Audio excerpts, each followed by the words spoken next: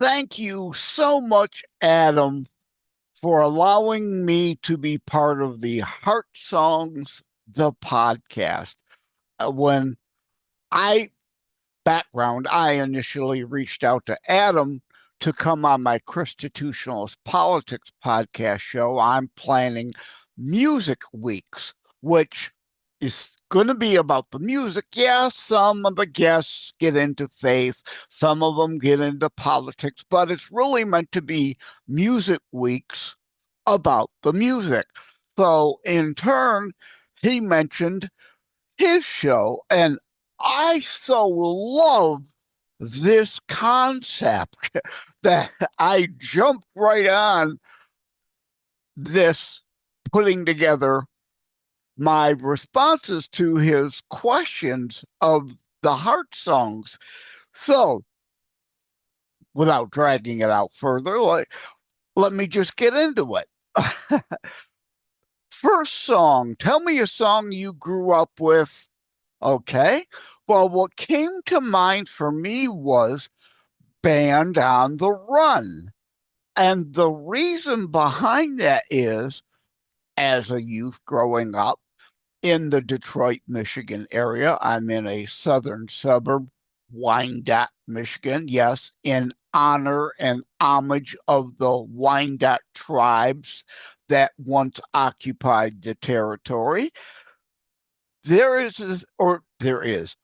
was a thing called Boblo Island. I don't know if you've heard of it or not. It was an island amusement park just off the coast of Amherstburg, Ontario, Canada, but predominantly frequented by U.S.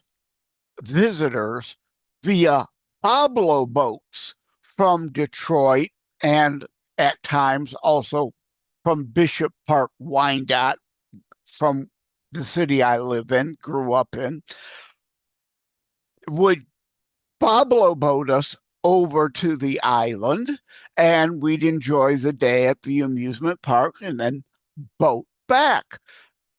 You know, back before 9/11, obviously, and all now the screening and border security hysterics we all go through, and the security that would need to be involved would make it unviable today. But back then, there was no issue going back and forth in the US to Canada, no passport required, no. Now we have enhanced licenses. That means you've been pre-screened. You can go back and forth without a passport, but you still have to be screened by border security. At any rate, that's off the topic. On the Boblo boat, I heard Band on the Run, and that became the first piece of music that I ever bought. So that's why that's my answer. It was a 45. For those of you who are young, that's a vinyl record, a small one that plays at 45 revolutions per minute. And I'm so glad that vinyl's coming back in. So I joke, younger people, I think, know what vinyl is again today because it's coming back in vogue.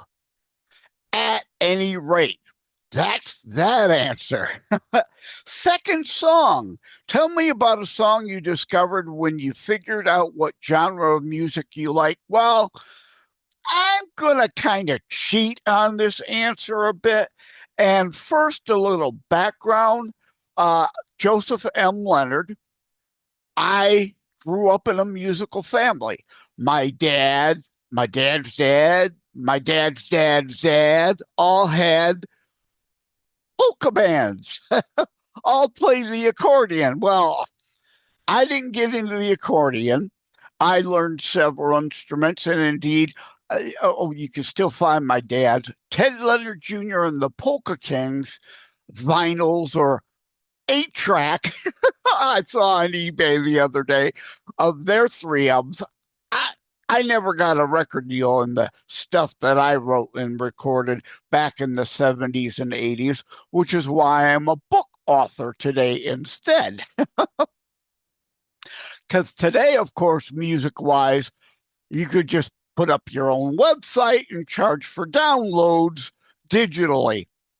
But again, at any rate, that's off topic, off the beaten path. But growing up in a musical family, I heard everything from obviously the polka music, country music, pop music, Elvis, Frank Sinatra, Barbara Streisand, though I'm not a fan of hers, but just a wide variety of music.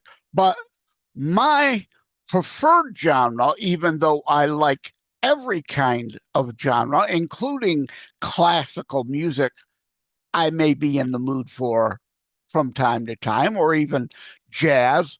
Not a big fan, but at times. One of my favorite albums is by a group called Sad Cafe. Interesting side note there. But the song or the album I want to use here is Megadeth's Cryptic Writings. My favorite preferred genre is kind of heavier side of rock, heavy metal, if you prefer to call it that. So Trust is a great song off that album. But to me, the Megadeth Cryptic Writings is one of the most complete albums within a genre there is. So I mentioned Megadeth and Cryptic Writings, and I just saw the other day online via YouTube about how the guitarist Mundane. Oh, I'm drawing a blank on his name now. But yeah, Mundane, right? Who wrote most of the stuff for their first three albums, but they tried to kind of scrub him and erase him from the history of the band. They're kind of reconciled now and back together. But one of the songs on Cryptic Writings is I'll Get Even With You. And that's a song about getting revenge on the Metallica members. And kind of for the most part, he did, because while Megadeth as a group isn't as big a name as Metallica, he has his own wine company. He makes money in his sleep while Metallica has to keep touring to kind of keep their checks coming. Yeah, there's residuals and on past music, but to really keep their money machine going, they need to tour. He has all kinds of merchandising and a wine company. He's selling wine to fans that are now much older than when first heard him. But at any rate, that's outside the scope of the question, I suppose. But that's just me. I'm weird. I do things different. Third song. Tell me about a song that you have attached to the moment of your time in life when you blah, blah, blah, blah, blah, blah. Well,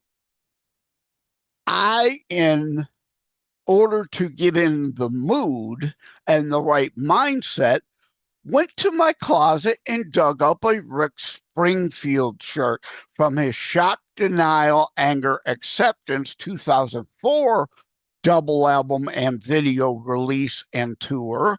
And though I'm not talking about a song from that album, I bring up Springfield. Yeah, I wish I had Jesse's. To me, that is one of the worst songs he's ever done.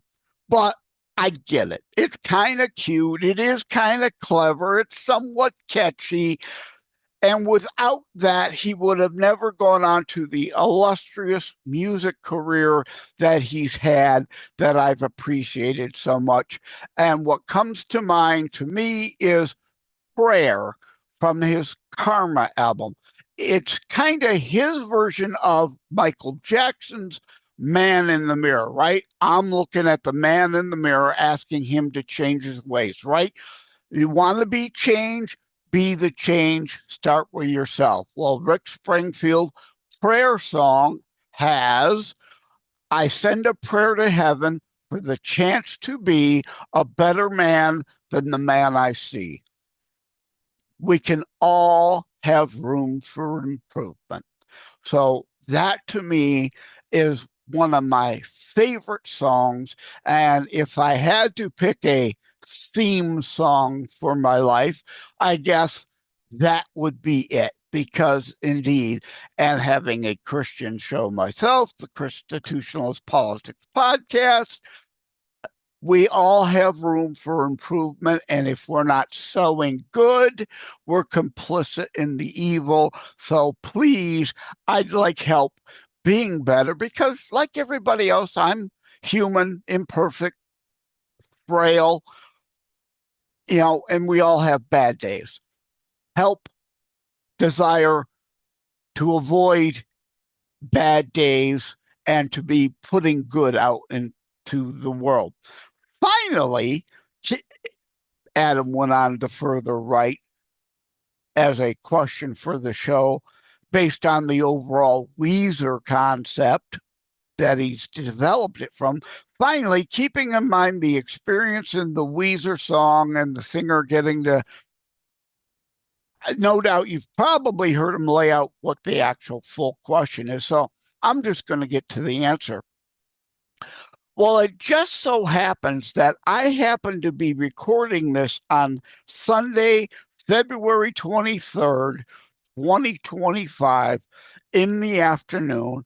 And earlier in the day, I tune into Wham Radio every Sunday for Pastor Sean Todd's The Intersection show at noon, and my friend Derek Stone of Wham Radio, his sports show. Derek Stone's Stone Cold Sports Truth, not tooth, truth. I can't get the mouth to work. Stone Cold Sports Truth at noon 30 on Sundays. So usually, so I don't miss the show, I'll tune in early. And it just so happens that Pat Boone's radio show is carried by Wham. And he does Christian music, obviously, not a show for everybody. And frankly, 9 times out of 10, I'm bored by traditional Christian music myself. Full disclaimer, although I, of course, like groups like Stryper and even Rush, the group, not Limbaugh, the talk show hope. So, though not a Christian group per se, free will. If you choose not to decide, you still have made a choice. That's a biblical sentiment. And Triumph, another Canadian rock group, fight the good fight. Also not a Christian group, but I also talk of Vincent, aka Alice Cooper, of the Detroit area, how Christian threads have run through his music, and he's come back to the faith, but that's again off the beaten path. The Pat Boone Show, today they happen to play a song called Only Jesus. And in the song, it goes into legacy. Well, my dad had a legacy, right? His music lives it well beyond him. My books will last well beyond me. But the point of that song is, do I want people to know my name? Or what really matters, if you're of the faith, is Jesus. It is great. It would be wonderful. People remember JosephMLenard, the author, and my #1 bestseller at Amazon in various categories, Terror Strikes Coming Soon to a City Near You. But remembering my name is worthless and meaningless in the grand scheme of overall life on this planet if they don't realize that book is not about death and destruction. While not a normal, traditional, fluffy Christian book, is a Christian book nonetheless. I like to say about life over death, hope over fear, faith over despair, those sorts of things. So to me, that song, Only Jesus, struck a chord. See what I did there? Pun intended. Struck a chord with me that, yes, while it is great if people know and may remember my name, but it's meaningless in the grand scheme of things once I've turned to dust if they don't know why my name might be important in the grander scream of things. Boy, yeah, I can't talk again. The grander scheme of things, that what matters about me and my works is the faith. So at any rate, wrapping it up, this is probably a very weird and off the wall, off the beaten path of Heart Songs, the podcast, but it's me. It's the real me. It is what it is. So with that, let me close in saying thank you again, Adam, for allowing me the chance to do this.